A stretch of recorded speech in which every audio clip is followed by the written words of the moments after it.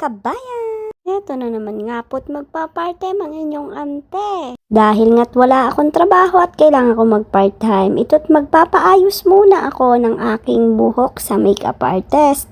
At magpapa-makeup na din. Kabayan, sa mga gusto pala magpaayos ng buhok at magpa-makeup artist, ayan po ang kanilang page. Dito po yan sa Qatar.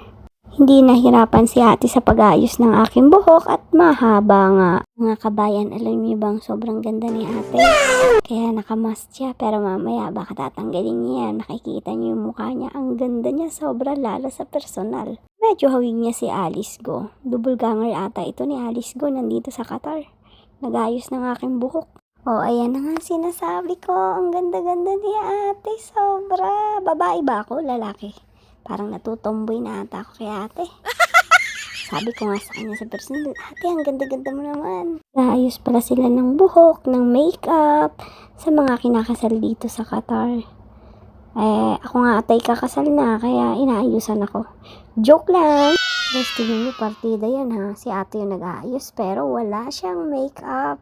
Pero ang ganda-ganda pa rin niya. Grabe. Natapik ko na lang gusto si ate. Ito nga pala, kaya pala kami inaayusan at nagbibihis, mini-makeupan at kami ay magsiserve ng coffee gawa sa mga guest ng ikakasal.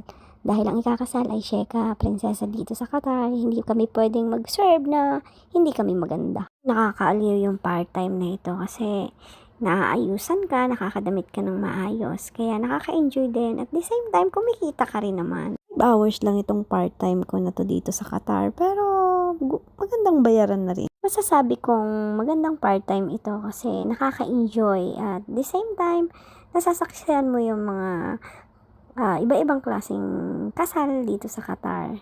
Alam nyo ba kabayan, na-experience ko pa nga sa kasal yung nagsasaboy sila ng pera habang may sumasayaw. Sobrang dami kong nadampot nga talaga. Kaya nakaka-enjoy talaga ang mag-attend sa mga kasal ng mga Qatari dito sa Qatar. Pero sana ako ang ikasal ay joke lang. Bisyo na naman ang inyong ante. Yan na malapit nang matapos ang aking make-up. Mabilis lang akong make-upan dahil nakapag-makeup na rin ako sa bahay.